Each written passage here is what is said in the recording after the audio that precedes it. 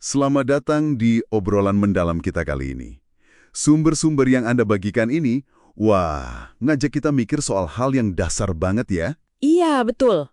Soal apa sih sebetulnya yang paling penting kita kejar dalam hidup ini? Itu dia. Nah, kita akan coba kupas nih gagasan dari beberapa pemikir, kenapa milih jalan yang bermakna itu katanya jauh lebih penting. Lebih penting daripada sekedar cari yang gampang atau yang bikin senang sesaat aja, gitu kan? Persis. Kita bakal lihat beberapa kutipan yang, wah, cukup menantang sih. Menantang anggapan umum kalau bahagia itu tujuan akhir segalanya. Oh, jadi bukan bahagia ya tujuan akhirnya? Justru loh, materi Anda ini bilang kalau makna itu seringnya malah ketemu pas kita lagi hadapi kesulitan.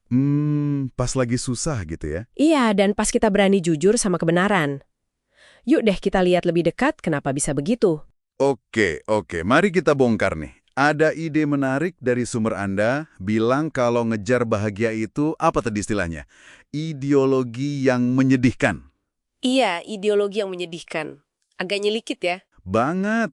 Dikutip juga Alexander Solzhenitsyn yang bilang, ideologi ini katanya langsung ambruk kena pentungan pertama kenyataan pahit. Waduh, Keras banget ya kedengerannya. Maksudnya gimana tuh? Kalau lagi krisis gitu. ya kayaknya maksudnya gitu. Pas hidup lagi nggak enak, lagi ada masalah besar, rasa bahagia itu ya gampang banget nguap, nggak bisa dipegang.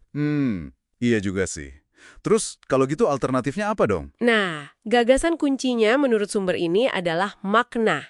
Makna yang lebih dalam. Makna yang lebih dalam maksudnya? Yang tumbuh dari pengembangan karakter kita pas lagi hadapi penderitaan. Itu katanya fondasi yang lebih kokoh. Oh, jadi bukan berarti nggak boleh seneng ya? Bukan itu. Seneng itu bagus, siapa sih yang nggak mau. Tapi seringnya itu cuma ya produk sampingan aja, bukan tujuan yang bisa diandelin pas lagi susah. Contohnya ada nggak? Ada, di catatan Anda kan diangkat contoh Sokrates tuh. Iya, Dia kan bisa aja kabur dari hukuman mati, ambil jalan gampang. iya, betul. Tapi dia milih hadapi takdirnya. Dia nemuin makna yang lebih tinggi justru di situ, di integritasnya, kesetiaannya sama prinsip. Bahkan dianggap itu berkah ya? Iya, dianggap berkah.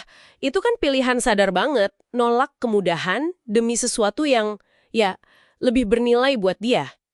Tapi kan di sisi lain, godaan buat ambil jalan pintas itu, kuat banget ya rasanya. Kemudahan sesaat gitu. Banget. Sumber Anda juga nginggung itu kok. Ngutip dari kitab kebijaksanaan yang gambarin pola pikir, Yang mana tuh? yang bunyinya kira-kira biarlah kekuatan kita jadi hukum kebenaran, soalnya yang lemah itu nggak guna. Gitu kan? Wah, ini kedengarannya kayak pembenaran buat bulohuli. Ya, cari gampangnya aja. Ya, pokoknya yang penting kuat. Tepat sekali.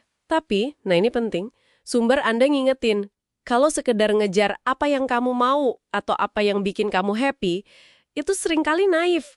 Naif gimana maksudnya? Ya, kayak kita ngasih permen terus ke anak kecil.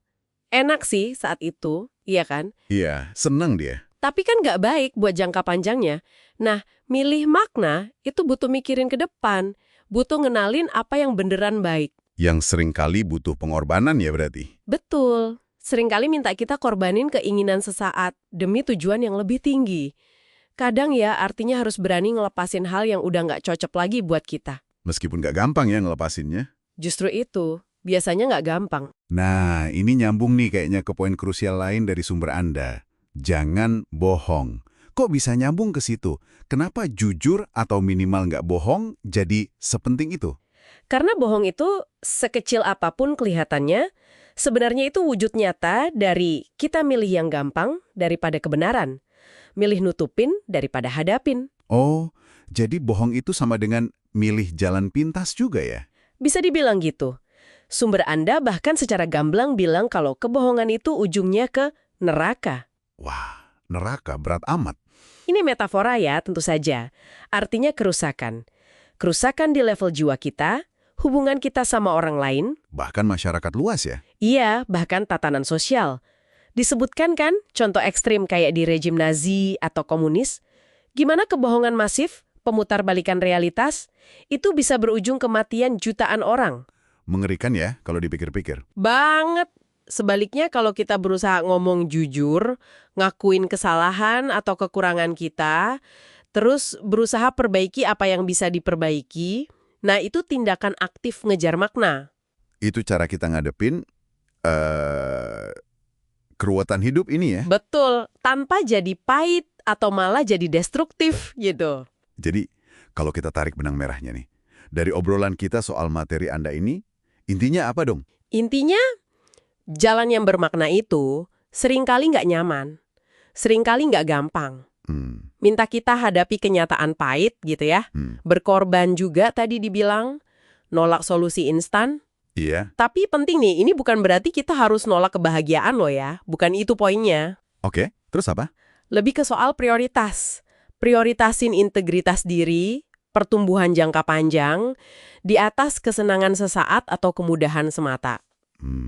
Prioritas ya. Jadi ada semacam panduannya gitu nggak dari sumbernya? Ada. Sumber Anda ngasih semacam ya kompas moral yang cukup lugas kok, kayak arahkan tujuanmu ke atas terus perhatikan sekeliling. Perbaiki apa yang bisa kamu perbaiki. Nah, itu juga. Terus jangan sombong dengan ilmumu, dan yang paling ditekankan tadi, Jangan berbohong. di atas segalanya jangan berbohong. Itu dia inti dari mengejar yang bermakna, bukan yang sekedar mudah. Oke. Menarik banget ya bahasannya. Nah, mungkin ini jadi pertanyaan buat Anda yang dengerin juga nih untuk direnungkan. Di tengah semua kerumitan hidup Anda sekarang, kira-kira ada nggak satu langkah kecil aja yang bisa Anda ambil hari ini? Langkah kecil untuk apa nih? Untuk milih makna ketimbang kemudahan. Satu tindakan kecil aja, mungkin menuju kejujuran yang lebih utuh, atau tanggung jawab yang sedikit lebih besar. Coba direnungkan.